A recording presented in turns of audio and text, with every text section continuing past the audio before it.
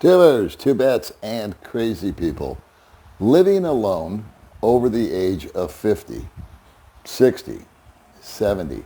Not a topic that I see spoken about a lot on YouTube or any other venues. And it occurred to me that that's something that I think I would love to cover with you. I think that it's an important topic. And in this video, I want to go over some of the big pluses of simply living alone. And I'm going to apply it to the Philippines and yet compare it to America, my home country. So I'm going to talk about what I think some of the big positives are of simply staying single and living alone over here in the Philippines. Okay, here comes my little video. All right, so you are single, you're alone, you're living alone, you're not cohabitating with anybody, and you're over the age of 50. Maybe you're 60, 70, you're a senior, or you're elderly. And that may be by choice, divorce, or it may be because your wife passed away, or it could be because you've never been married, or you just broke up with somebody that you were cohabitating with. The list goes on and on.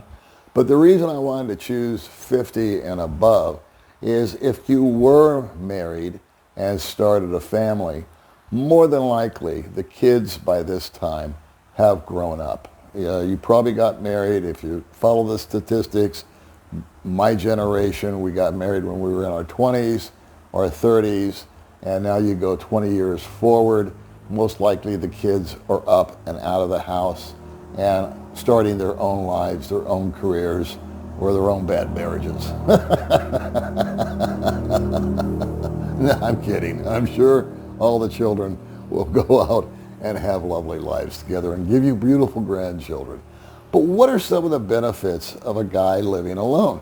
Well, I'll talk from experience. I lived alone for practically 10 years after my divorce.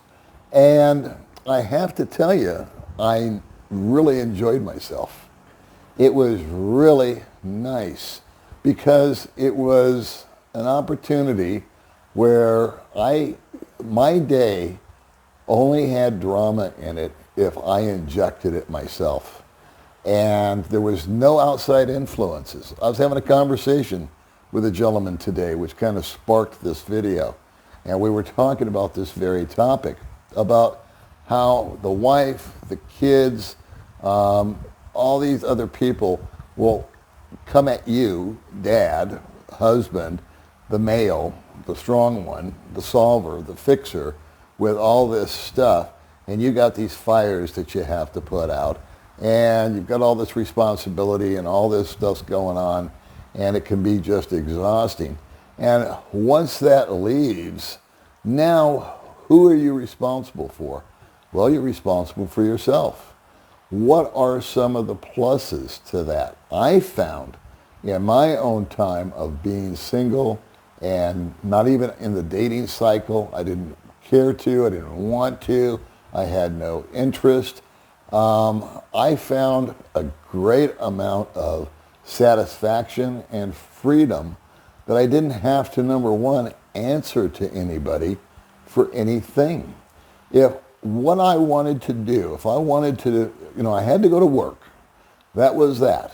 But after that was done, where I ate, what I did, if I went out afterwards or didn't, never had to pick up a phone and check in, never had to get approval from anybody, never had to fight my way or argue my way into being able to accomplish what it was I wanted to do instead of what they wanted me to do. So I was back to being the proverbial own person. And that just was a tremendous sense of freedom. And I'm going to wrap this up into the Philippines and dating and women out here in just a little bit. But I want to touch on another couple of points. When you're alone, if there is any, whatever finances that you have are now fully and totally under your control. You have nobody that needs anything financially from you other than your static bills. So you got your income, you can write your checks or do your automatic payments, you can get those knocked out, you know how much money you've got left over, and it's yours to do as you please. You may want to blow it all in one night. You may want to invest it in something for the future. You might want to save half and spend half. It's totally up to you once you've got that done. So there is a sense of financial freedom and a sense of financial power that can be associated with being single. You're no longer doling out $10 to the kids for lunch. You're no longer doling out this to the wife so she can buy a new dress. You're no longer doling out to just anything other than yourself. And it may sound a little selfish, but I think that it's something that's deserved, especially if you have done the best that you could in the previous situation and it just didn't work out. What about food? I'm not a big cook, but it's never been difficult for me to come home and make myself a meal, and I can knock it out in 10 or 15, 20 minutes. I'm a meat and potatoes guy. It's very, very simple. I don't have a sophisticated palate, for example. So I can come home and I can throw a steak in the broiler and a baked potato in the microwave.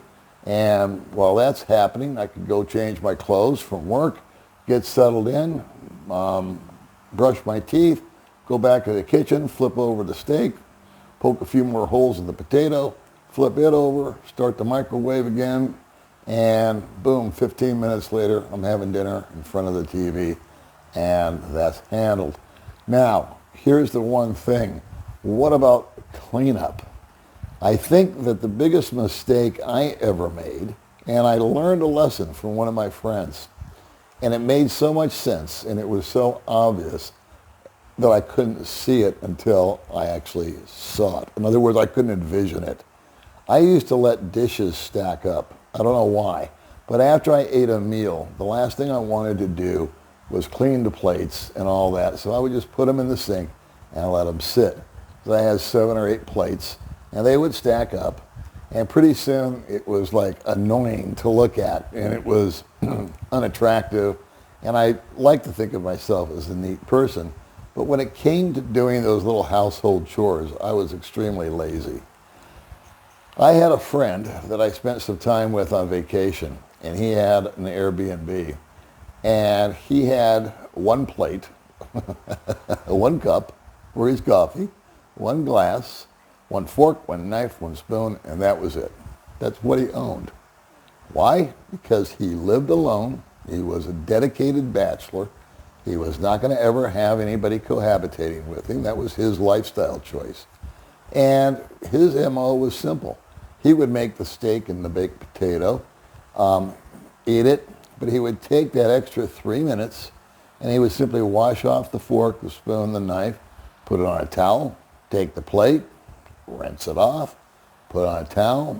Same thing with the cup, the glass, rinse them out, clean them, no dishwasher involved. They would sit there, and guess what? When he woke up in the morning, there was the clean plate for breakfast, along with the utensils and the cup. Same thing with the coffee. That was just set up to go. It was on a timer. No muss, no fuss, no having to ask anybody.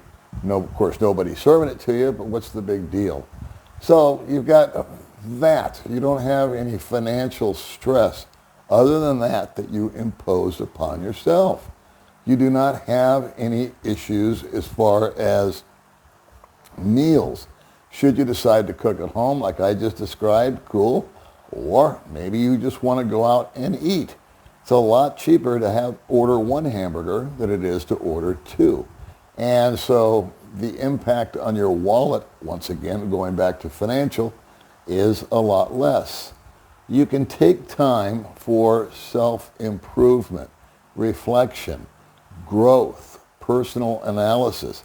I did a whole lot of that. I'm not saying you will, but just being honest with you, I would sit back and look at the mistakes that I had made or the victories that I'd had, and how can I eliminate the mistakes going forward and achieve more victories moving forward also. A lot of time for self-reflection, personal growth, reading a book, and pretty much decompressing and finding out. I think it's important for happiness. I don't think anybody or anything can make you happy. I don't think there's any external person or force that can give you happiness. I truly think that happiness comes from contentment with being happy with yourself from within. You cannot drink your way to happiness. You cannot sleep with a bunch of women to happiness. You cannot eat your way to happiness. And you cannot spend money to happiness. I should replace all those yous with me, because I can't spend my way to happiness, eat, drink, or have intimacy with a bunch of different women or one woman into happiness. Those are definitely fun, short-time dopamine hits in the brain. But as far as a long-lasting inner sense of contentment and peace, then that I found is something that's actually a decision that I get to make when I wake up every morning. Do I choose to be happy, or do I choose to be unhappy? That is something that I was able to work on. Now, when you come over to the Philippines, that may be your MO. You may be completely satisfied with just remaining single.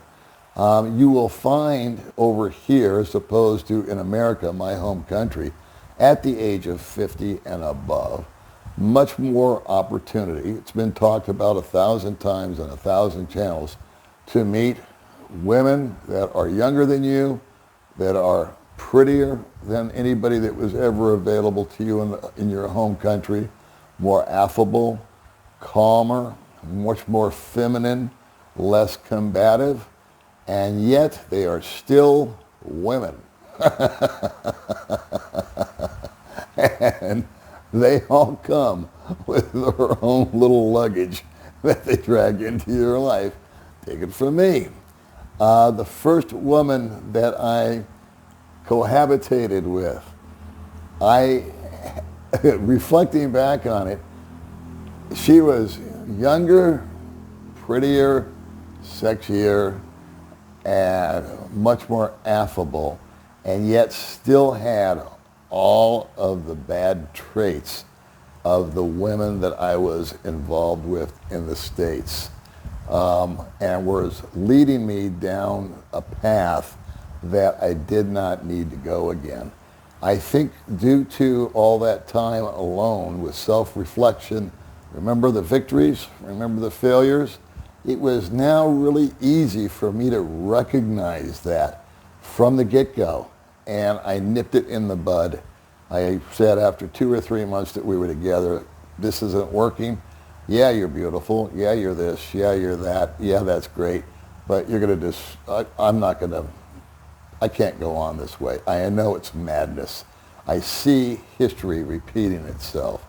And then I stayed single, and I stayed living alone for 2 years until I met Baby May, my wife. That dynamic changed, and I'm happy to tell you that I'm happily married. Do we have our moments? Abso-freaking-lutely. Are they nuclear explosions? No. They're not even hand grenades. They're like bullets whizzing by your head. You know they're there, and that wasn't good, but there's no long-lasting damage. I believe that that's a bit of a unicorn in her.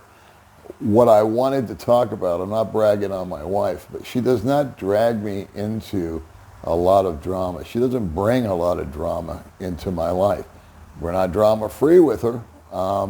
There are things that I simply go and do on my own because I know she doesn't want to participate. And that's fine. She is independent.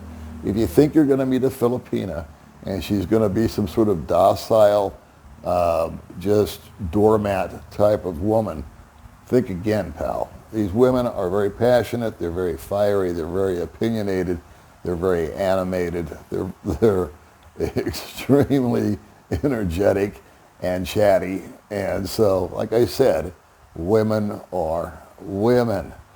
What has taken me back on my heels in the last month or two are men that have come over here and for whatever reason, they just wanted to rush right into a relationship. And that in and of itself, I always caution about because it's never worked for me. However, I'm not saying they all fail. More likely than not, there's going to be issues because you simply don't know one another. And I am now experiencing friends that are, I'm saying, how's it going with so-and-so? And it's not going at all. It's reminding me of my first girlfriend. The same thing. The family is now being injected into their lives, and they're starting to drain them. They're taking on this obligation. She's very clingy. She's very jealous. She's always on her phone. She has tempo, which means that she goes, she runs silent, runs deep for a couple of days. I know one friend that has to check out of his house once or twice a month when his significant other gets her period, simply because he says she just completely turns like Jekyll and Hyde, and he has to get away from her. And I was thinking, man, that is no way to live. I would rather, here's the whole point of telling you all that, me personally, if I was in that position, I would rather live alone. I would rather just come home to a peaceful, quiet environment where none of that nonsense, the clinginess or the financial draining or the request or the insecurity or the clinginess or being smothered, who needs it, man? Maybe it's time to reassess and think about just being by yourself, being much more selective about who you're seeing, and casually dating.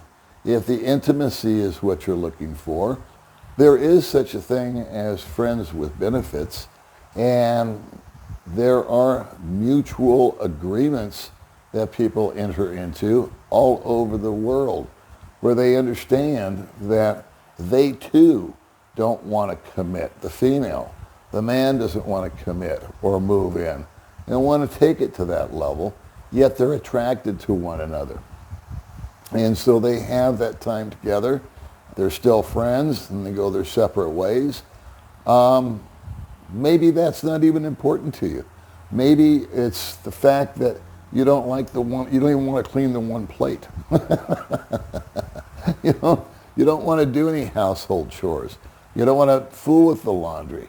Well, over here in the Philippines, it is extremely inexpensive to have all of that done for you. When I was living alone for 2 years, I would take my laundry, load it up, and they have laundry shops. And I would just take it off to them, and they would wash it, dry it. I would give them the soap I wanted them to use. They would fluff it, fold it, and I'd pick it up that day or the next day. And that was out of the way. The only thing I had to do was put it away. It took 5 minutes. When it came to cleaning the apartment or the house, I had a housekeeper that came in. And she came in once a week. I overpaid her. I gave her $10. Everybody else was giving her $6. But she did a great job. And that was changing the sheets on the bed, which I had 2 or 3 sets. So one set would go to the laundry, the fresh set would go on the bed. She would do that. Mopping, dusting, clean out the refrigerator. She would always find something to do. Move the couch, sweep, mop. There's no vacuums out here. You get the drift. Clean the windows, everything, the toilet, the tub, the shower, the sink, everything was detailed. And that was, I'm not a slob, so that would last about a week, but then it would start looking a little scruffy. And guess what? Back she came. So for 2 years, that was how I operated. If I wanted to, I would cook what I wanted to eat at home.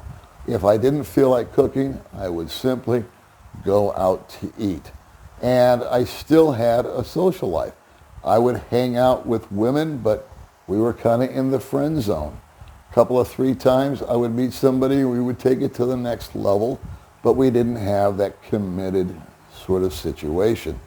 I'm not saying that being married is anything that I regret. In fact, it's something that has embellished and added a lot to my life. I don't think that I would be happily married today had I not have been single. It gave me an opportunity to kind of unload the old, reboot myself, rediscover myself, refresh myself, and be able to be happy with myself. If I don't like me, how can I expect anybody else to? If I am inadequate or insecure or feeling, angry, what have I got to bring to the party? What am I injecting into their world or their life? Give me someone that's happy. Give me someone that's joyous. Give me someone that's grateful for the day. And put those two people together that have those similar attitudes. And then I think cohabitation will be a success. I think that being single, though, is still a great dynamic for guys that are coming over here, and certainly they're not interested anymore. A lot of guys are no longer sexually active because of their age, and that is just life. So these guys are aware of that. They know that they can no longer perform that function, and that's something that they miss, something that they regret. I know that it's on the horizon for all of us. Just depends on when it happens. And they choose to live alone because they know that if they are involved with someone, especially someone younger, all they're going to end up doing is depriving that person of their needs. And that's just not fair. So unless the woman is also of the same state of mind where she's no longer interested in intimacy and she just wants companionship, well, where are we, kids? We're back on the same page, aren't we? And there's a cohabitation that will work. I wanted to talk about this because I've been watching guys that have, I think, just repeated the dysfunction that they were having, they were involved in America. I always say America because that's where I'm from, but there's Australia, Britain, you name it. And they come over here and they almost seek out that same dysfunction. I think there's a medical term for that, but that's normal to them for things to be chaotic because they went from one immediately into another. They didn't have that alone time. Something for the comment section, something for you to think about. It's my thoughts on it. I believe it, and that's why I said it. All right, kids. I'll see you in the next video.